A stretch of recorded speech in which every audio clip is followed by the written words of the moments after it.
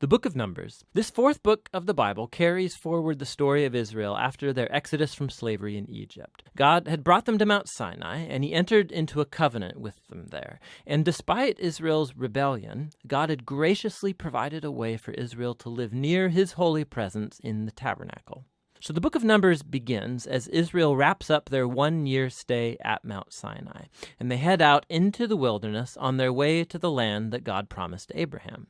Now, the book's storyline is designed according to the stages of their journey. So the first section begins at Mount Sinai, but then they set out and travel to the wilderness of Paran. And then from there, they travel to the plains of Moab, which is right across from the Promised Land. Now, the first part opens with a census where the people are numbered. That's where the book gets its name. And then there are laws about how the tribes of Israel were to be arranged in their camp. So the tabernacle was to be at the center, and then around that, the priests and the Levites, and then around them, the 12 tribes neatly arranged with Judah at their head. Now, this was all an elaborate symbol about how God's holy presence was at the center of their existence as a people. This is all followed by a whole series of laws that develop the purity laws from the book of Leviticus. If God's presence was going to be in their midst, every effort should be made to make the camp pure, a place that welcomes God's holiness. In chapter 10, the cloud of God's presence lifts from the tabernacle and guides Israel away from Sinai out into the wilderness, and immediately things go terribly wrong. So in chapter 11, the people start complaining about their hunger and thirst and how they want to go back to Egypt. And then in chapter 12, Moses' own brother and sister begin opposing and bad-mouthing him in front of all of the people. This trip is not off to a good start. The next section begins as the Israelites arrive in the desert of Paran, about halfway to the Promised Land. And God tells Moses to send out the 12 spies, one for each tribe, so they can scout out the Promised Land. So when the spies all return, 10 of them say that there is no chance Israel can survive there because the Canaanites will destroy them. But there are 2 spies, Caleb and Joshua, who say that God can save them. But the 10 whip up the people into a fearful rage, and they start planning a mutiny. They're going to appoint a new leader and head back to Egypt. So God is understandably angry, and Moses intercedes on the people's behalf. He calls God to be faithful to his promises to Abraham. And so God does, but not at the expense of his justice. He gives these Israelites what they want, to not enter the land. And God sentences this generation to wander in the wilderness for 40 years until they die. Only their children will get to enter the Promised Land. Now, you'd think this severe consequence would wake them up, but it gets even worse. So in the next story, there's a whole group of Levites that begin a rebellion, and they challenge Moses and Aaron's leadership, saying that they have gone way too far. So God deals severely with these Levites, and he renews his commitment to Moses and Aaron as Israel's leaders. Now, as they leave the region of Paran and hit the road, it goes downhill yet again. The Israelites start complaining again about their thirst, and they ask why Moses even brought them out of Egypt in the first place. So God tells Moses to speak to a rock to bring out water for all of the people. But Moses doesn't really do this. He oversteps his bounds. He hits the rock twice and then says, "You rebels, do we have to bring water out of this rock?" So Moses dishonors God by putting himself in God's place as the one who brings out the water. And so Moses brings down on himself the same fate as the wilderness generation. He too will die in the desert and never get to enter the Promised Land.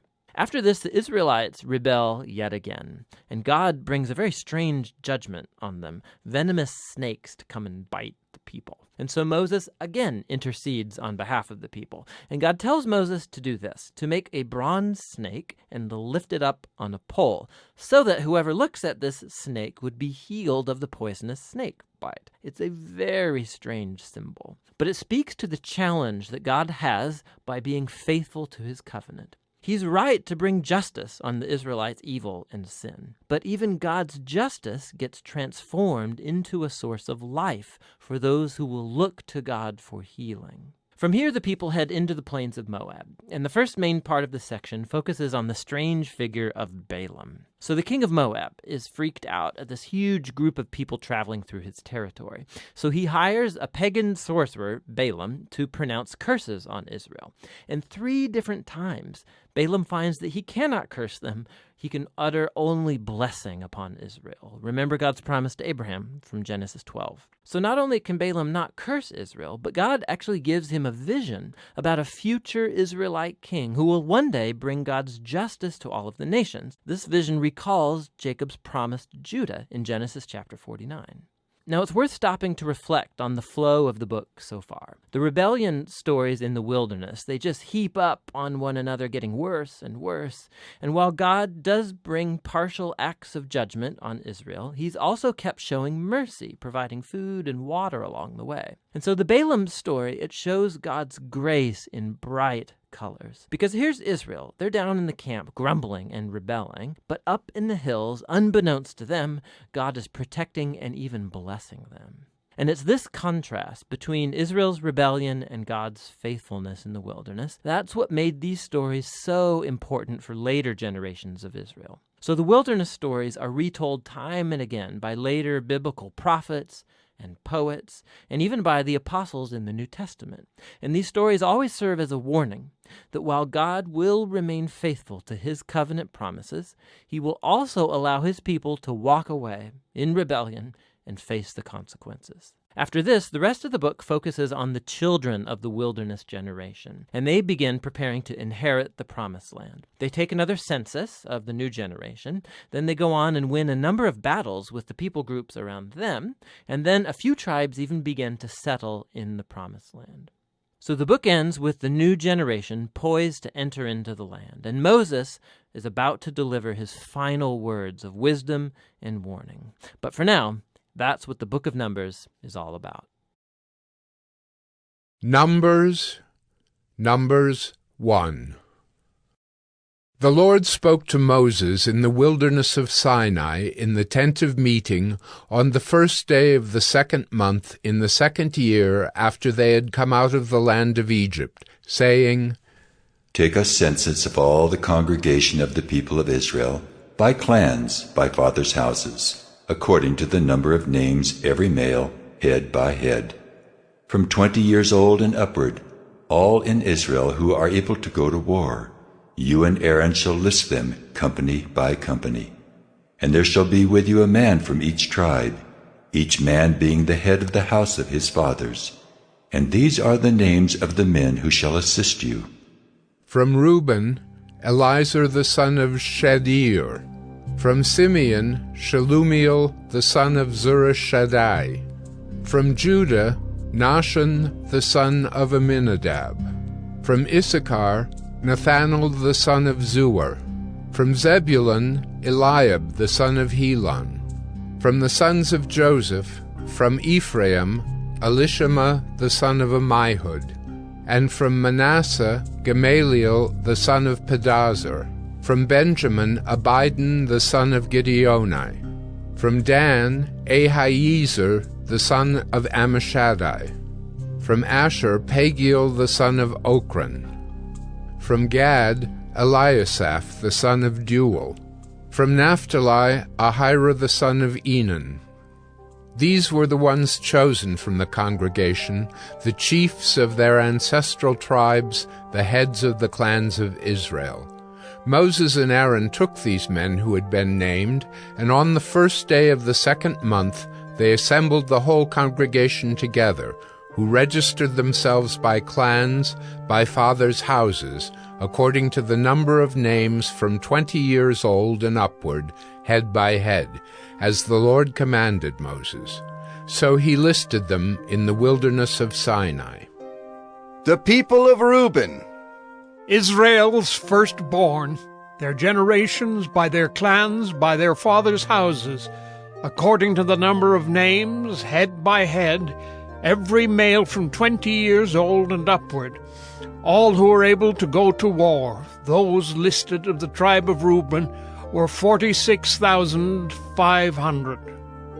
Of the people of Simeon, their generations by their clans, by their fathers' houses, those of them who were listed, according to the number of names, head by head, every male from 20 years old and upward, all who were able to go to war.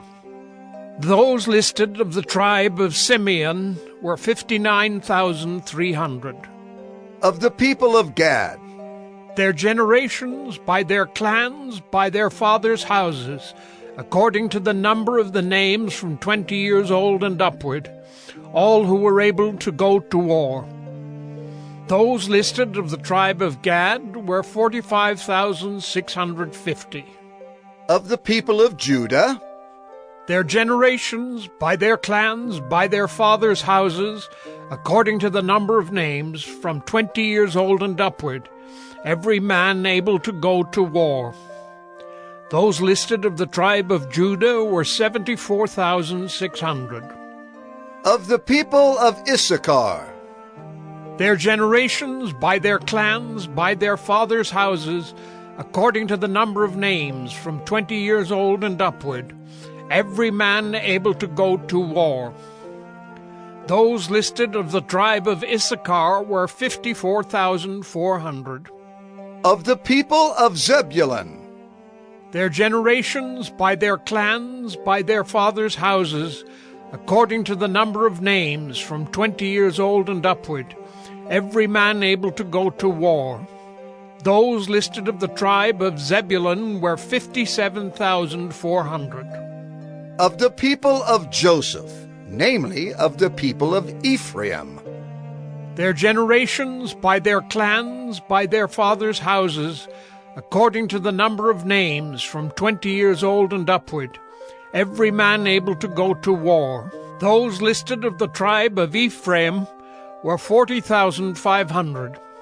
of the people of Manasseh, Their generations, by their clans, by their fathers' houses, according to the number of names, from 20 years old and upward, every man able to go to war.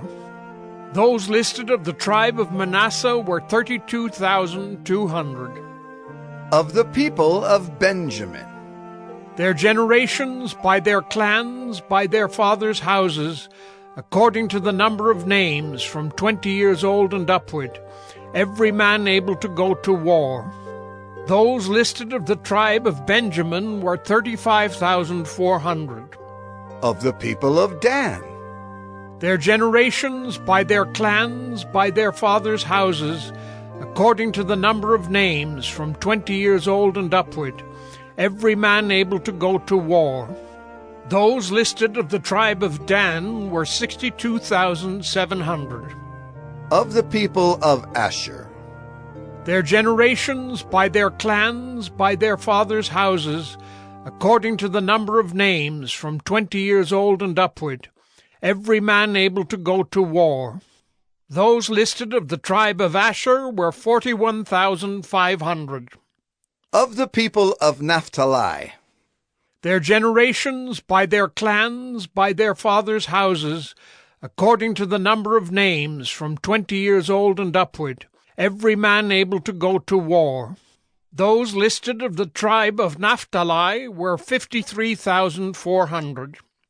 These are those who were listed, whom Moses and Aaron listed with the help of the chiefs of Israel, 12 men, each representing his father's house. So all those listed of the people of Israel by their fathers' houses, from 20 years old and upward, every man able to go to war in Israel, all those listed were 603,550. But the Levites were not listed along with them by their ancestral tribe, for the Lord spoke to Moses, saying, Only the tribe of Levi you shall not list, and you shall not take a census of them among the people of Israel, but appoint the Levites over the tabernacle of the testimony, and over all its furnishings, and over all that belongs to it. They are to carry the tabernacle and all its furnishings, and they shall take care of it, and shall camp around the tabernacle. When the tabernacle is to set out, the Levites shall take it down, and when the tabernacle is to be pitched, the Levites shall set it up. And if any outsider comes near, he shall be put to death. The people of Israel shall pitch their tents by their companies, each man in his own camp, and each man by his own standard. But the Levites shall camp around the tabernacle of the testimony, so that there may be no wrath on the congregation of the people of Israel. And the Levites shall keep guard over the tabernacle of the testimony. Thus did the people of Israel. They did according to all that the Lord commanded Moses. Numbers 2. The Lord spoke to Moses and Aaron, saying, The people of Israel shall camp each by his own standard, with the banners of their fathers' houses. They shall camp facing the tent of meeting on every side.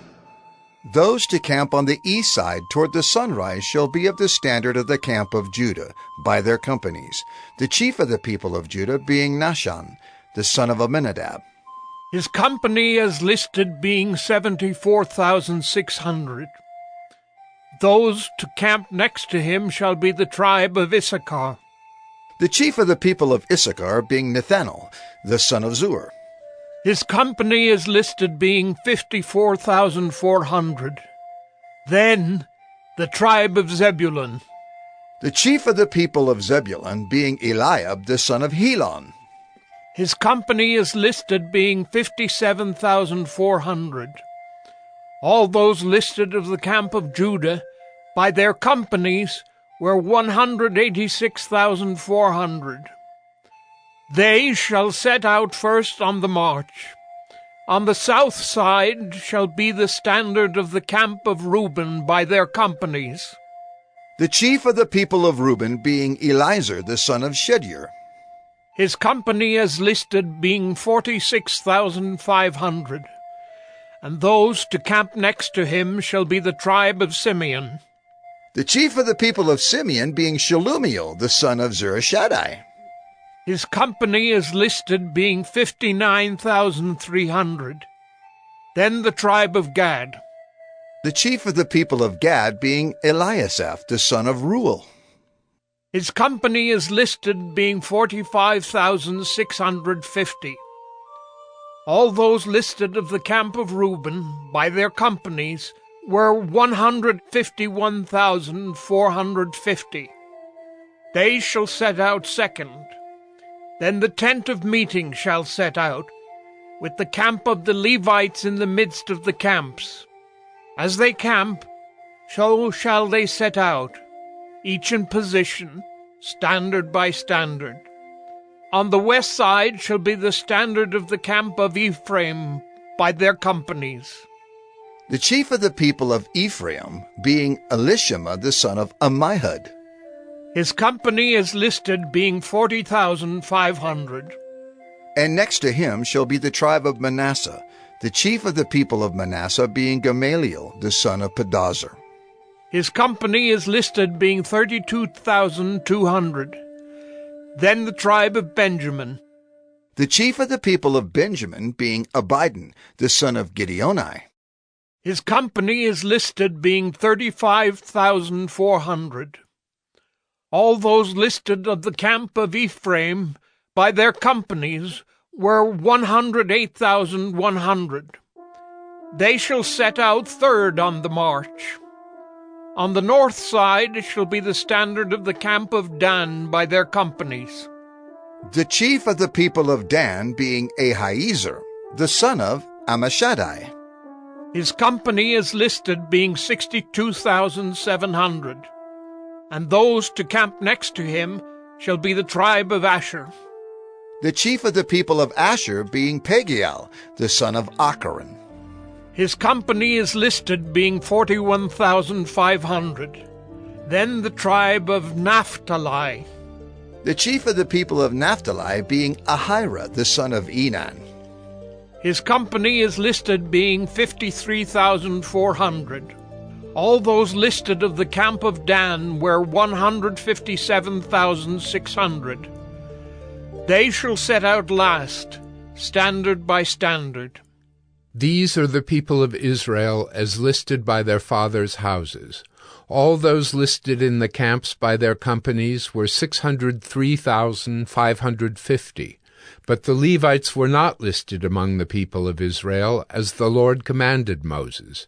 Thus did the people of Israel. According to all that the Lord commanded Moses, so they camped by their standards, and so they set out, each one in his clan, according to his father's house.